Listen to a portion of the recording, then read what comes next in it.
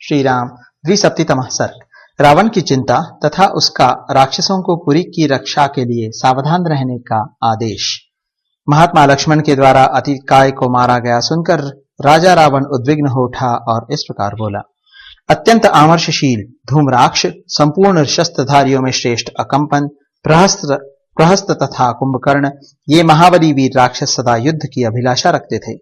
ये सब के सब शत्रुओं की सेनाओं पर विजय पाते और स्वयं विपक्षियों से कभी पराजित नहीं होते थे, परंतु अनायास ही महान कर्म करने वाले राम ने नाना प्रकार के शस्त्रों के ज्ञान में निपुण उन विशालकाय वीर राक्षसों का सेना सहित संहार कर डाला और भी बहुत से महामनस्वी शूरवीर राक्षस उनके द्वारा मार गिराए गए।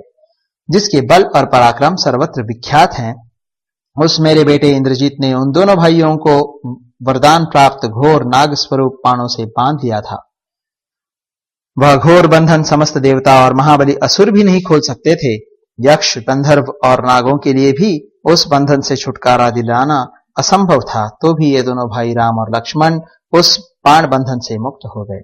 न जाने कौन सा प्रभाव था, कैसी माया थी अथवा किस तरह की मोहिनी औषधि आदि का प्रयोग किया गया था, जिससे वे उस बंधन से छूट गए। मेरी आज्ञा से जो जो शूरवीर योद्धा राक्षस युद्ध के लिए निकले, उन सबको सम्रांगण में महाबली वानरों ने मार डाला। मैं आज ऐसे किसी वीर को नहीं देखता जो युद्ध में लक्ष्मण सहित राम को और सेना तथा सुग्रीव सहित वीर विभीषण को नष्ट कर दे। अहो, राम बड़े बलवान है, निश्चय ही उनका अस्त्र बल महान है, जिनके बल विक्रम का सामना करके असंख्य राक्षस काल के गाल में चले गए।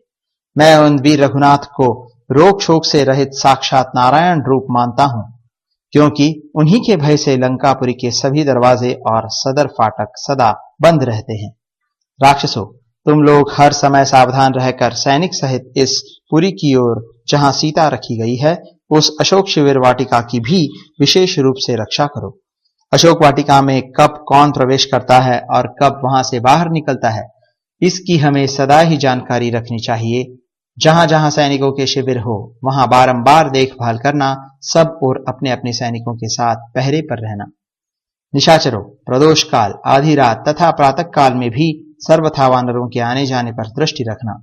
वानरों की ओर से कभी उपेक्षा भाव नहीं रखना चाहिए और सदा इस बात पर दृष्टि रखनी चाहिए कि शत्रुओं की सेना युद्ध के लिए उद्यमशील तो नहीं है, आक्रमण तो नहीं कर रही है, अथवा पूर्ववत जहां की तहां खड़ी है न।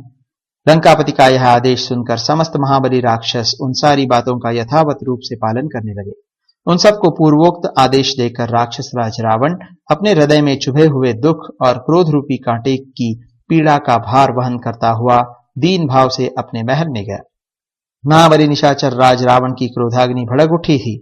वह अपने पुत्र की उस मृत्यु को ही याद करके उस समय बारंबार लंबी सांस खींच रहा था। इस प्रकार श्री वाल्मीकि निर्मित आर्ष रामायण आदि काव्य के युद्ध कांड में 72वां सर्ग पूरा हुआ।